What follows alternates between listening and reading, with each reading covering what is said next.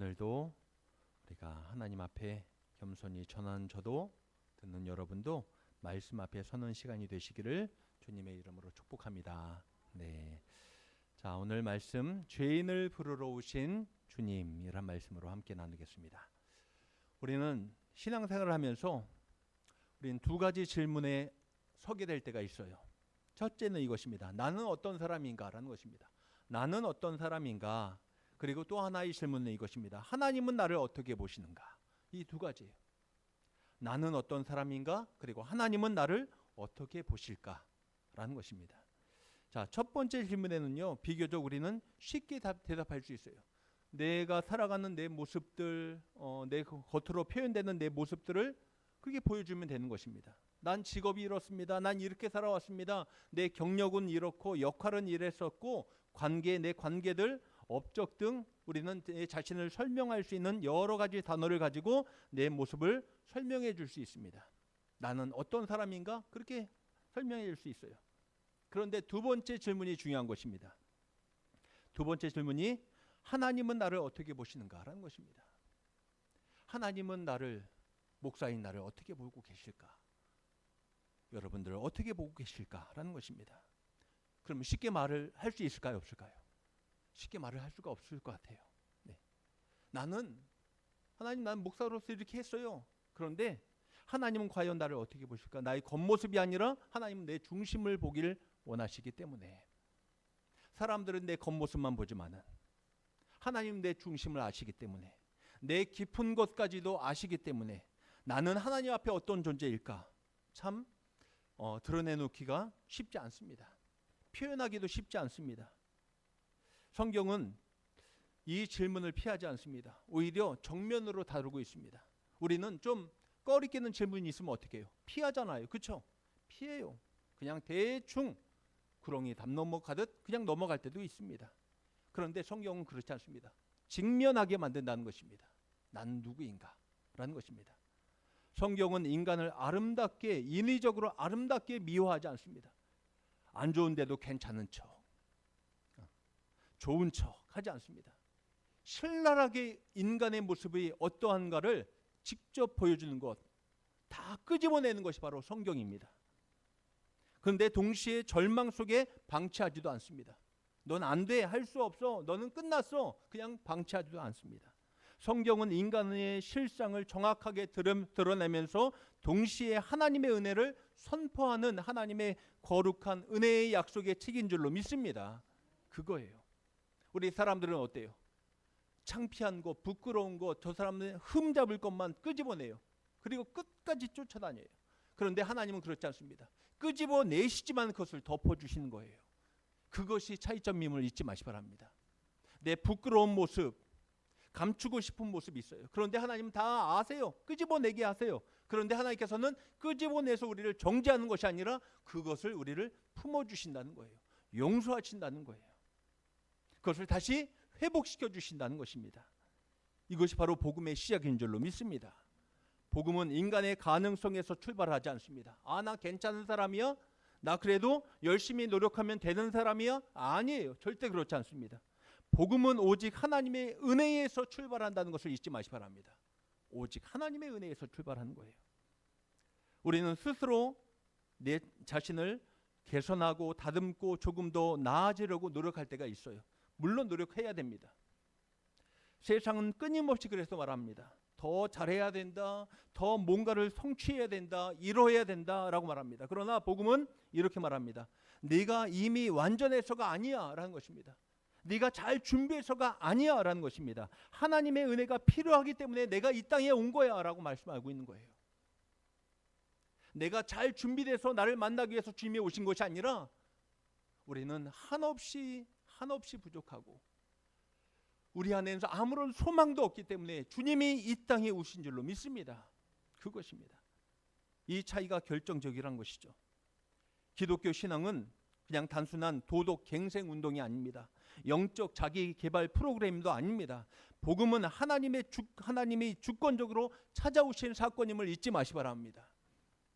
우리가 하나님을 찾기 전에 하나님이 이미 먼저 나를 찾아오셨고 우리가 손을 내밀기 전에 이미 주님께서 나를 붙잡아 주셨고 우리가 준비되기 전에 하나님이 우리에게 먼저 은혜의 문을 열어주신 줄로 믿습니다. 그것입니다. 그게 복음입니다. 이 은혜를 이해하지 못하면은 우리의 기독교 신앙은요, 쉽게 그냥 종교가 될 수 있어요.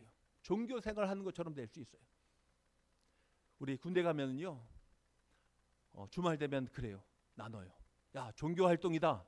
기독교, 불교, 천주교 나눠져요. 그냥 군대에서는 그렇게 표현합니다. 종교 활동이라고 표현합니다.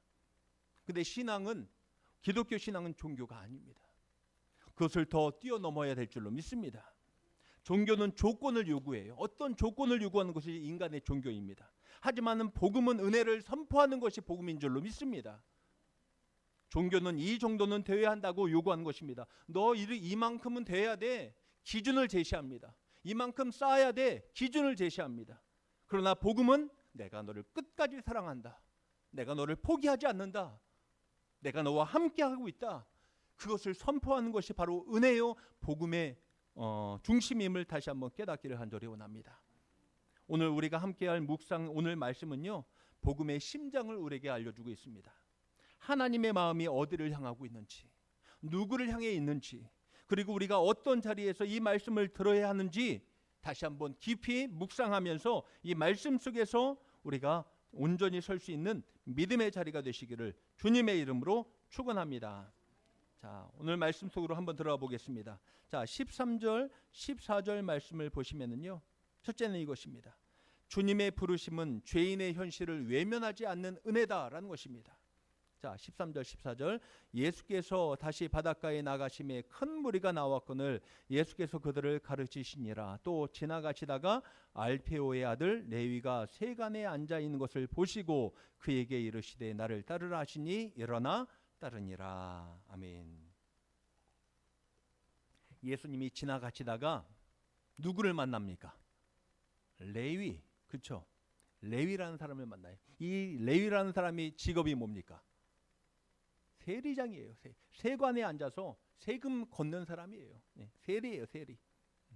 이 사람을 만나게 됩니다. 자, 이 장면에서 우리가 먼저 주목해야 할 부분이 있는데요. 보시고라는 단어가 나오고 있습니다. 그렇죠? 자, 보시고. 세간에 앉아 있는 것을 어떻게 해요? 보시고. 누가 보신 거예요? 예수님이 보신 거예요. 지나가시다가. 자, 예수님은 지나가시다가 한 사람을 보셨습니다. 여기서 보시고라는 이 말은요, 단순히 지나가다가 시선이 스쳐 지나갔다, 이렇게 봤다, 이런 개념이 아닙니다. 여기에서 말씀에 나오는 보시고라는 것은요, 헬라어로 에이덴이라고 하는데 알아보는 시선이라는 것입니다. 이미 하나님 주님께서 다 어떻게 하시는 거예요? 알고 계시는 거예요. 그 사람이 누군지 다 알고 계시는 거예요. 꿰뚫어 보는 인식을 말하는 것입니다. 다 보시고 계시는 거예요. 예수님은 몰라서 부르신 것이 아닙니다. 알고도 부르셨습니다. 이 지점이 바로 복음의 출발점이 됨을 잊지 마시 바랍니다. 우리는 종종 하나님께 이렇게 생각할 때가 있어요. 하나님이 나를 잘 못 보셨으면 좋겠다. 왜요? 내가 어떤 존재인 것을 알기 때문에. 부끄러우니까. 그냥 대충 그냥 넘어가셨으면 좋겠어. 내 깊은 것까지 보면 하나님, 주님 좀 이렇게 실망하실 수도 있을 것 같으니까 그냥 넘어갔으면 좋겠고, 하나님이 내 연약함을 모르셨으면 좋겠다라는 생각이 문득 들 때가 있어요. 그렇게 할 때도 주님, 요 부분은 주님 어떻게 해달라고요? 눈 좀 감아주세요. 그렇게 할 때 그런 마음이 들 때가 있을까요, 없을까요? 있어요. 목사님 저도 있어요. 주님 이건 못 본 척하고 그냥 눈 감아주세요. 그냥 눈 감아주세요. 그냥 넘어가 주세요. 그런 마음이 들 때가 있어요. 그러나 성경은 정반대입니다. 하나님은, 주님은 어때요? 다 알고 계시는 거예요. 속속들이 다 알고 계시는 거예요. 그 아신 상태에서 오늘 뭐 하고 계시는 걸까요? 보시고 아시고 부르시는 거예요. 네. 여기서 우리는 그 은혜의 깊이를 다시 한번 깨닫게 됩니다. 은혜는 우리의 현실을 무시한 채 주어지는 어떤 감정적인 위로가 아닙니다. 은혜는 우리의 죄와 우리의 연약함을 정확히 아신 상태에서 베풀어 주시는 하나님의 은혜의 선택인 줄로 믿습니다. 내가 누군지 아는데, 내가 나를 봐도 참 한심 없는데, 그런데 하나님께서 나를 그런 모습을 다 아시고 보시면서 다 아시는데도 나를 어떻게 하십니까? 부르시는 거예요. 오늘 레위가 바로 그런 모습인 것입니다. 사람들이 다 레위한테 뭐라고 손가락질할까요? 저 사람은 나쁜 놈이야, 나쁜 놈. 그 당시에 나쁜 놈 하면요 세리장이었거든요. 세리, 세간에 앉아서 세금 뜯는 사람들. 다 돈 뜯어갖고 누구한테 주는 거예요? 자기 입에 풀리고 로마한테 보내는 거예요. 그러니까 매국노예요. 쉽게 말하면 매국노. 그러니까 사람들이 좋아하겠습니까? 다 손가락질하죠. 나쁜 놈의 대명사 누굽니까? 세리, 레위예요. 레위. 주님이 모르셨을까요? 아십니다. 그런데 거기에서 보시고 부르시는 거예요. 자, 레위는 세간에 앉아 있었다라고 표현하고 있습니다. 앉아 있는 것은 단순한 그냥 그의 행동, 자세의 모양을 나타내는 것이 아닙니다. 지금까지 그가 살아온 삶의 자리를 표현해주고 있는 단어입니다. 그렇게 그 사람은 그런 모습 속으로 살아왔다는 거예요. 몸에 배웠다는 거예요. 네. 그는 단순히 실수한 사람이 아닙니다. 잠깐 몰라서 내가 실수했어요. 그게 아니에요. 구조적으로 그 죄의 체계 안에서 앉아있던 사람이었다는 것입니다. 그냥 그 안에서 그냥 살아왔던 사람, 죄 가운데 살아왔던 사람, 자기 욕심을 따라 살아왔던 사람, 그 모습을 말하는 것입니다. 그런데 예수님은 그 자리를 피하지 않으셨습니다. 그 자리에 있는 사람을 향해서 말씀하셨습니다. 뭐라고 말씀하셨습니까? 나를 따르라, 나를 따르라 말씀하십니다. 여기서 따르라라는 이 말씀은요 단순한 동행이 아니에요. 방향 전환을 의미하는 것입니다. 따르겠습니다. 방향 전환. 그래요. 따르라는 것은 뭐라고요? 방향 전환이에요. 자신의 삶의 주권을 이제 옮기는 것입니다. 이제 주님은 레위에게서 먼저 회개하라 먼저 요구하지 않습니다. 너 먼저 이거부터 다 회개하고 그 다음에 나 따라와라고 먼저 말씀하지 않습니다. 그렇게 말씀하지 않습니다. 먼저 보자마자 뭐라고 말씀하십니까? 나를 따르라라고 말씀하십니다. 너 손 다 씻고 사람한테 인정받고 그 다음에 나 따라와. 아니에요. 먼저 나를 따르라라고 말씀하십니다. 이 순서가 중요합니다. 요구가 먼저가 아닙니다. 주님은 요구가 먼저가 아니고 기준이 먼저가 아닙니다. 은혜가 먼저인 줄로 믿습니다. 따르겠습니다. 은혜가 먼저다. 그래요. 은혜가 먼저예요. 주님은 우리를 보실 때 먼저 은혜 베풀기를 원하신 줄로 믿습니다. 오늘 예배 시간에도 마찬가지. 너 어떤 마음으로 왔어? 기준을 딱 정하고요. 내가 보니까 너 안 된 것 같아. 내 탈락? 오늘 은혜 못 받아? 아니에요. 내가 어떤 마음으로 왔던지, 어떤 심령으로 왔던지, 오늘 하루 어떻게 살아왔던지 하나님 그것을 따지지 않고요. 먼저 우리에게 은혜의 문을 열어주심을 잊지 마시 바랍니다. 그거예요. 그거. 우리는 종종 이렇게 생각합니다. 내가 먼저 변화되면은 하나님이 나를 쓰시겠지. 내가 좀 더 나아지면은 준비되면 하나님이 나를 부르시겠지라고 생각합니다. 그래요. 근데 아닙니다. 하나님의 부르심이 먼저인 줄로 믿습니다. 네, 은혜가 먼저라는 거예요. 부르심은 바로 은혜임을 잊지 마시 바랍니다. 우리가 이 자리에 있는 것도 뭐예요? 하나님의 은혜임을 잊지 마시 바랍니다. 그 부르심이 우리를 변화시키는 것입니다. 이것이 바로 그냥 일반적인 종교와 복음의 차이입니다. 종교는 말합니다. 자격을 갖추면 오라라는 것입니다. 하지만 복음은 말합니다. 오면 내가 새롭게 하겠다라고 말씀하십니다. 이것이 바로 십자가의 은혜인 줄로 믿습니다. 로마서 5장 8절에 이렇게 말합니다. 우리가 아직 죄인 되었을 때에 그리스도께서 우리를 위하여 죽으심으로 하나님께서 우리에 대한 자기의 사랑을 확증하셨느니라. 우리가 준비되어서 그때 주님께서 우리를 위해서 죽으셨다고요? 아니에요. 우리가 아직 죄인 되었을 때에 깨닫지 못하고 아직 죄에서 뒹굴르고 있을 때 그때 우리를 위해서 주님께서 나를 위해서 죽으셨고 우리를 하나님의 자녀 삼으신 줄로 믿습니다. 그 사랑을 확증하셨습니다. 어디에서요? 십자가에서. 개선된 이유가 아니에요. 변화된 이유가 아닙니다. 내가 아직 죄인 되었을 때. 예수님의 부르심은 죄인의 현실을 외면하지 않습니다. 그러나 그 현실에 갇히게도 하지 않습니다. 이 음성을 듣고 레위는 어떻게 합니까? 일어나 따라갔어요. 이것이 중요한 것입니다. 자, 여기에서 일어나다라는 이 말씀은요, 단순한 신체 등 동작이 아니라 새로운 존재로서의 시작을 암시하는 것입니다. 이제는 내가 이 자리에서 일어나겠습니다. 그 죄의 자리에서, 내 욕심의 자리에서, 내가 추구하던 삶의 자리에서 일어나서 누구를 따라가는 거예요? 주님을 따라가는 거예요. 그 사람이 바로 제자인 줄로 믿습니다. 네. 그가 세간을 떠났다는 것은 단순히 직업을 바꾸었다는 것이 아닙니다. 삶의 주인을 바꾸었다는 것입니다. 성도 여러분, 주님은 오늘도 우리의 자리에서 우리를 보고 계세요.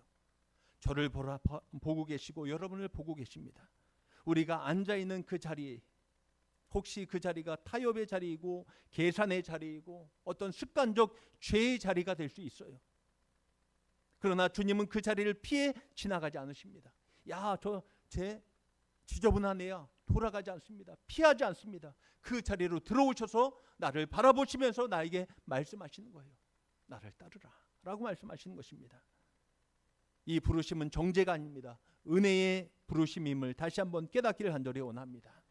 우리는 이 부르심 앞에서 두 가지를 반응을 선택해야 됩니다. 계속 그 자리에 앉아 있을 것인가 아니면은 일어날 것인가 라는 것입니다. 저와 여러분들이 어떻게 해야 될까요? 앉아 있는 신앙이 되지 마시고 어떻게 해요? 일어나는 신앙이 되시 바랍니다. 일어서서 주님을 따라가는 신앙이 되시길 주님의 이름으로 축원합니다. 네. 하나님, 주님 나 아직도 부족한데요. 아니, 우리 끝까지 부족할 수밖에 없어요. 그런데 내가 주님을 한 걸음 한 걸음 따라가면서 주님과 함께 살아갈 때 주님께서 우리를 통해서 놀라운 일들을 만들어 가실 줄로 믿습니다. 내가 하려고 하니까 내가 무너지더라고요. 그러나 나를 통해서 주님이 역사하시면은 주님의 나라는 이루어질 줄로 믿습니다. 오늘 이 말씀 앞에서 다시 내 자신한테 물어보시 바랍니다. 나는 여전히 앉아 있는가 아니면은 그 부르심 앞에 반응하고 있는가라는 것입니다. 주님의 부르심은 여전히 유효합니다. 끝나지 않았습니다. 그 부르심은 우리의 과거가 아니라 하나님의 은혜를 근거로 하고 있습니다. 그 은혜의 자리에 저와 여러분들이 함께 나아갈 수 있기를 주님의 이름으로 축원합니다. 자, 두 번째로 예수님은 죄인의 자리로 들어오시는 분이시다라는 것입니다. 예수님은 어떤 분이시라고요? 죄인의 자리로 들어오신다는 거예요. 자, 15절 말씀을 함께 읽을게요. 15절 함께 읽겠습니다. 시작. 그의 집에 많은 세리와 죄인들이 예수와 그의 제자들과 함께 앉았으니 이는 그러한 사람들이 많이 있어서 예수를 따름이러라. 아멘. 자, 이 장면은요, 당시 사회의 기준으로 보면은요, 어떻게 보였을까요? 그럴 수도 있지. 그렇게 넘어갔을까요? 하면 충격적인 사건이었을까요? 충격적인 사건이에요, 이거는. 네. 예수님이 그의 집에 들어가셨다. 자, 그의 집은 누구의 집을 말하는 걸까요?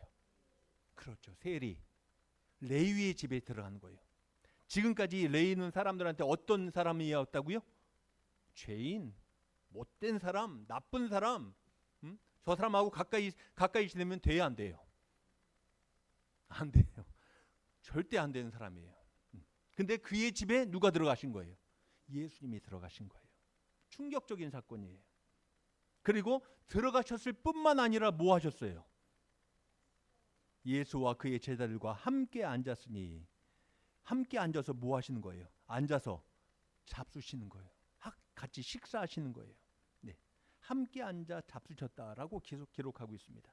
자, 유대 문화에서 식사는요, 그냥 우리 한국 사람들도 그렇게 말 잘하죠. 지나가다가 오가다가 아는 사람 만나면 뭐라고 말합니까? 밥 한 끼 먹자. 그냥 인사치레요. 우리 밥 한 끼 먹자.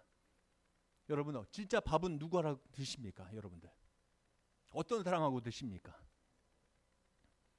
친한 사람이요? 안 친한 사람이요? 네. 이 당시 유대 문화권에서도 단순한 식사가 아니에요.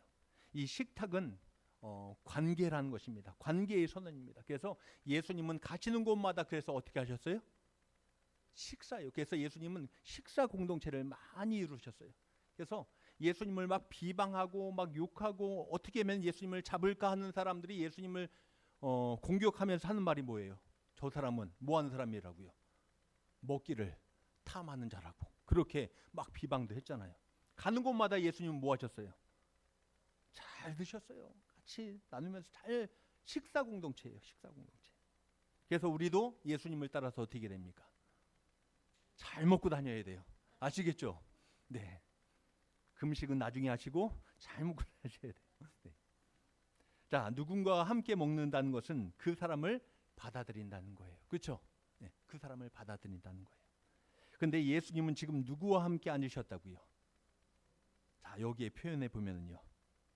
많은 세리와 죄인들이, 거룩한 사람들, 아주 종교적으로 훌륭한 사람들, 깨끗한 사람들이 아니에요. 많은 세리와 죄인들이 주변에, 예수님 주변에 가득했다는 거예요. 예. 여기에서 우리는 복음의 방향을 보게 됩니다. 복음은 위에서 아래로 흐르는 것임을 잊지 마시기 바랍니다. 의롭다고 여겨지는 자리에서 아래를 향해서 손가락질하는 것이 아니라 거룩하신 분이 죄인의 자리로 내려오는 것이 복음의 본질임을 다시 한번 깨닫기 원합니다. 요한복음 1장 14절 말씀, 성육신에 대한 말씀이죠. 말씀이 육신이 되어 우리 가운데 거하심에, 말씀이 육신이 되어 우리 가운데 거하심에, 이것입니다. 하나님이신 그분, 말씀이신 그분이 어디에 오신 거예요? 이 땅에 내려오신 거예요. 죄 가운데 내려오신 것입니다. 이것이 성육신 사건이고 이것이 구원의 사건인 줄로 믿습니다. 하나님이 인간이 되셨다는 사실 자체가 이미 거리 제거예요. 거리를 둬서는 된다 안 된다? 안 된다. 거리를 두지 말자. 따라가겠습니다. 거리 두지 마십시오. 네. 여러분 근데 우리는 거리를 둬요 안 둬요? 둬요. 말씀 여기에는 그래 거리 두지 말자 하면서 나가자마자 우리는 또 마음의 거리도 두고 다 거리를 둘 때가 많아요. 하나님은 멀리 계신 채로 명령만 하는 분이 아닙니다. 나 거룩한 하나님이라 나 너희들 가까이 갈 수가 없어. 그렇게 하나님은 멀리서 명령만 하는 분이 아닙니다. 우리의 삶의 자리로 들어오신 줄로 믿습니다. 부족하지만은, 연약하지만은, 죄투성이지만은 주님께서 우리의 삶의 자리로 들어오신 것입니다.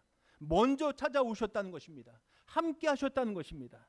여기서 우리는 한 가지 중요한 질문을 던져야 합니다. 그러면은 예수님이 죄인의 집에 들어가셨다는 것은 죄를 가볍게 여기셨다는 뜻일까요? 그거 아니에요. 죄는 아무것도 아니야. 죄와 적절하게 그냥 살아가도 돼. 그 뜻일까요? 아니라는 것입니다. 예수님은 죄와 절대 타협하지 않으십니다. 그러나 죄인을 포기하지도 않으심을 잊지 마시기 바랍니다. 이 차이가 복음의 핵심입니다. 종교는 죄인을 멀리합니다. 세상의 종교는 죄인을 멀리해요. 죄 있으면은 오지 말라고 합니다. 그러나 복음은 죄인을 가까이 하는 것입니다. 가까이 하고 품어주는 것이 복음임을 잊지 마시기 바랍니다. 종교는 깨끗해지면 오라는 것입니다. 너 깨끗해지면 찾아와. 그러나 복음은 내가 너를 깨끗하게 하겠다고 말씀하시는 것입니다. 죄인된 나를, 지저분한 나를 주님께서 나를 품어주시고 나를 깨끗하게 하시는 것입니다. 아까 말씀드렸죠. 바로 앞에서 우리는 때때로 무의식적으로 거리를 두며 살아갑니다. 내가 볼 때 저 사람은 좀 내가 멀리 해야 될 것 같아. 왜요? 나하고 안 맞아 라는 것입니다. 저 사람은 문제가 많은 사람 같아서 난 저 사람하고 섞이기 싫어. 저 사람은 나한테 도움이 안 되니까 난 저 사람하고 엮이기 싫어. 우리는 자꾸 나도 모르게 어떻게 합니까? 사람들을 그렇게 거리를 둘 때가 너무나 많아요. 주님은 우리 가운데 들어오셨는데 우리는 다른 사람들을 어떻게 합니까? 거리를 두면서 잘라버립니다. 예수님의 방식은 다릅니다. 예수님은 죄인의 집으로 들어가셨습니다. 그 공간에 함께 하셨습니다. 이것이 복음의 은혜인 줄로 믿습니다. 복음은 함께 앉는 것입니다. 여기서 중요한 것은 함께 앉았다 이 표현입니다. 이 말은 단순히 물리적인 동석을 넘어서서 관계적인 수용을 의미하는 것입니다. 예수님은 죄인들을 다 뭐 하시는 거예요? 수용하시는 거예요. 너 이랬지 저랬지 하면서 잘라버리시고 배척하시고 정죄하시는 것이 아니라 그들을 수용하시는 것입니다. 그 존재 자체를 거절하지 않으셨다는 것입니다. 사람들은 어때요? 거절하죠. 저 사람들은 죄인이야. 저 집단은 죄인이야. 거절했습니다. 가까이 가기도 싫어했습니다. 그런데 예수님은 그곳으로 함께 들어가셨고 앉으셨고 함께 뭐 하시는 거예요? 함께 식사를 하시는 거예요. 은혜는 죄를 덮어두는 것이 아니라 죄를 치유하는 것입니다.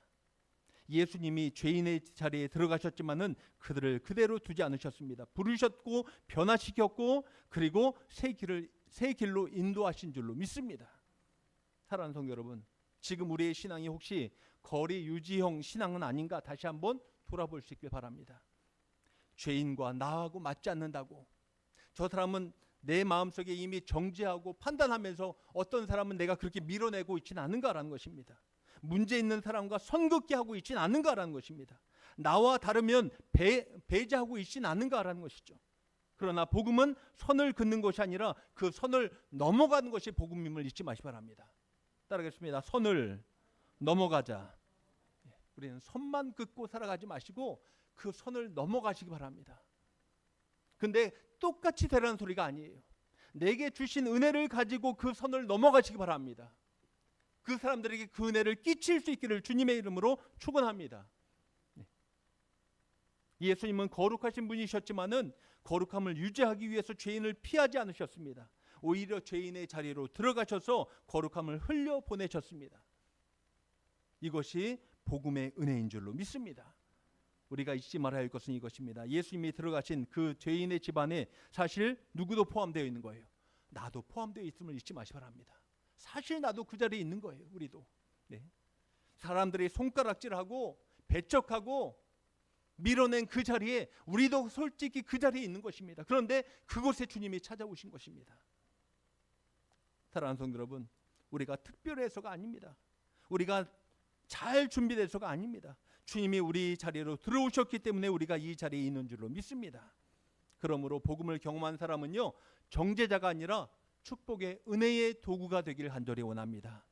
받은 은혜가 있다면은, 내가 받은 그 사랑이 있다면은 우리도 누군가의 자리로 들어갈 수 있는 하나님의 사람들이 되시기를, 주님을 따라 살아갈 수 있기를 주님의 이름으로 축원합니다. 마지막으로 함께 나누고 싶은 것은 이것입니다. 예수님의 사명은 죄인을 살리는 것이다 라는 것입니다. 예수님의 사명은 결국 뭐예요? 그 죄인을 살리는 거예요. 자, 16절 17절 말씀, 마지막 절이죠. 이 말씀을 보면요, 오늘 본문 말씀에 가장 긴장감이 바로 여기서 최고조까지 이르게 됩니다. 자, 바리새인과 서기관들이 질문합니다. 쭉 질문하는 모습이 나와요. 당신 선생이라는 사람은 왜 저러는 거야? 쉽게 말하는 그거예요. 직접적으로 이렇게 말하는 것과 같습니다. 당신은 왜 죄인들과 함께 이 자리에 있고 왜 함께 먹고 마시는가라는 것입니다. 이 질문은 단순한 호기심이 아닙니다. 의문이 아닙니다. 비판이고 정죄입니다. 너도 그러면 이 사람들과 뭐 하다는 거예요? 똑같은 사람 아니야? 라는 것입니다. 그들의 생각은 분명했습니다. 거룩한 사람은 죄인과 뭘 둬야 된다고요? 거리를 둬야 된다. 이들이 바로 당시 종교 지도자들이라는 사람들의 생각이란 것입니다. 그리고 스스로 자신들을 뭐라고 생각한 거예요? 우리는 의로운 사람이야, 거룩한 사람이야. 그래서 저 사람들하고는 차원이 틀려라는 것입니다. 그들은 율법을 철저히 지켰고 종교적 규례를 엄격하게 따르고 겉으로 보기에는 흠이 없는 삶을 살아왔습니다. 그러나 그들의 문제는요, 행동의 문제가 아니라 인식의 문제였다는 것입니다. 그들은 자신이 건강하다고 생각했습니다. 야, 우리는 건강한 사람들이야, 우리는 깨끗한 사람들이야, 하나님이 쓰시는 사람들이야 라고 생각했습니다. 그래서 예수님은 아주 강력한 비유를 오늘 마지막에 말씀해 주시고 있죠. 자, 이 말씀을 한번 찾아보세요. 건강한 자에게는 의사가 쓸 데가 없고 병든 자에게야 쓸 데가 있느니라 라고 말하고 있는 것입니다. 그렇죠? 건강한 자에게는 의사가 쓸 데 없고 병든 자에게야 의사가 쓸 데가 있느니라. 여기 예수님은 자신을 뭐라고 표현하시는 것일까요? 자신을 의사라고 표현하고 있습니다. 의사는 어디에 필요한 사람입니까? 병원은 누가 찾아오는 사람일까요? 그렇죠. 병든 자가 찾아가는 거예요.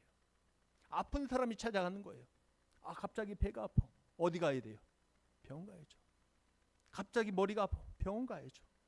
네. 아픈 사람만 의사를 찾는 것입니다.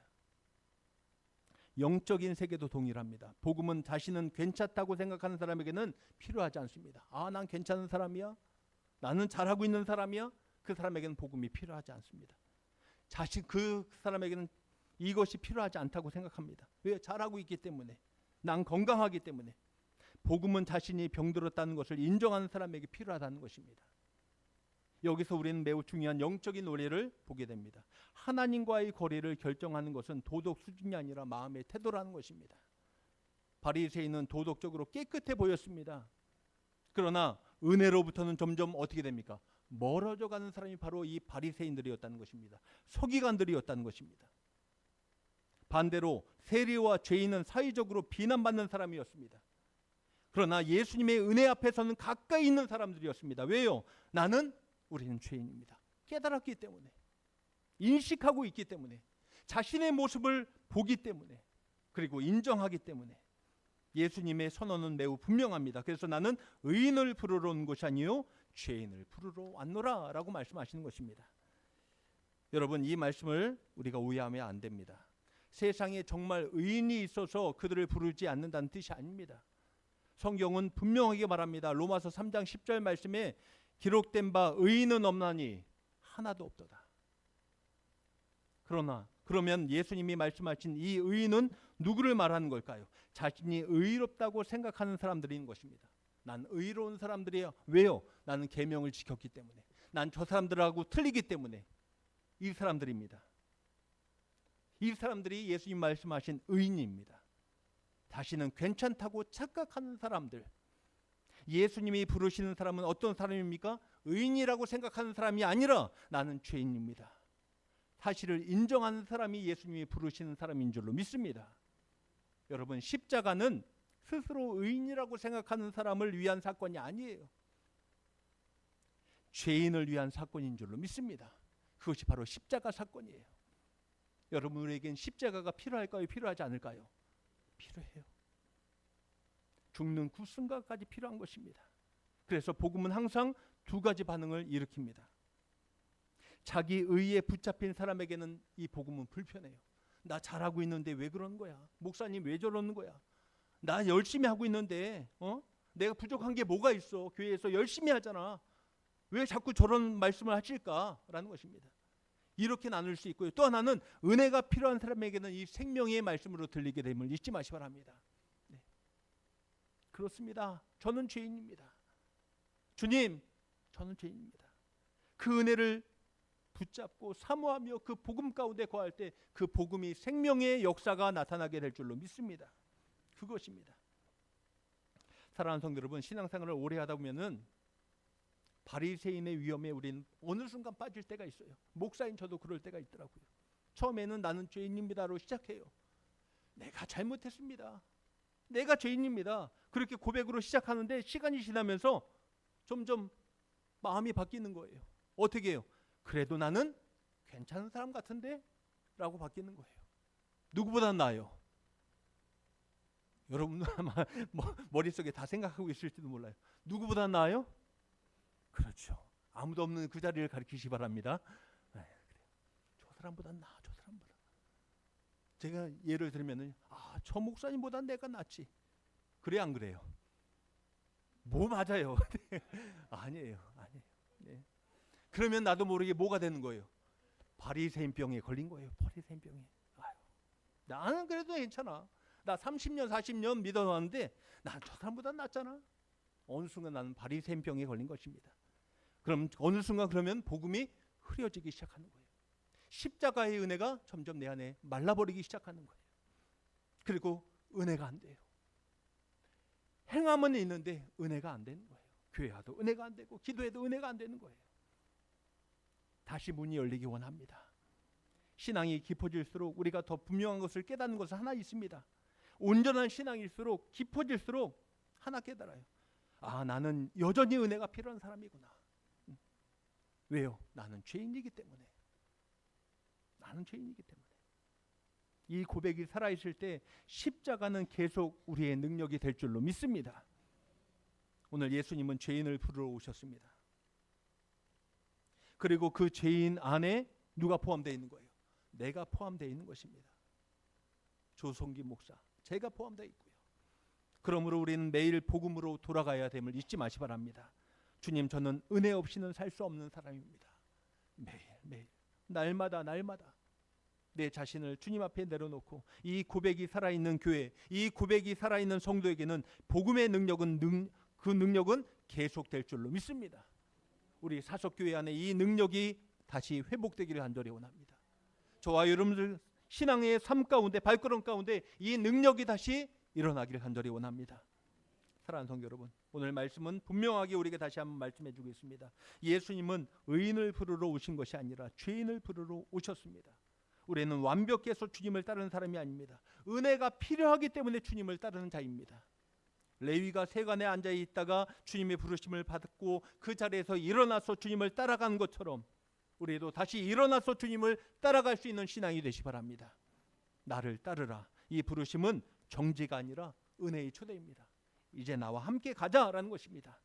남은 한 주간도 죄인을 부르시고 새로운 삶으로 인도하시며 주님의 은혜가 우리의 삶에 충만하게 넘쳐날 수 있는 그런 믿음의 발걸음으로 세워져 갈 수 있기를 주님의 이름으로 축복합니다. 기도하겠습니다. 하나님 감사합니다. 오늘도 하나님의 사랑과 은혜 가운데 지난 3일 동안도 살아왔습니다.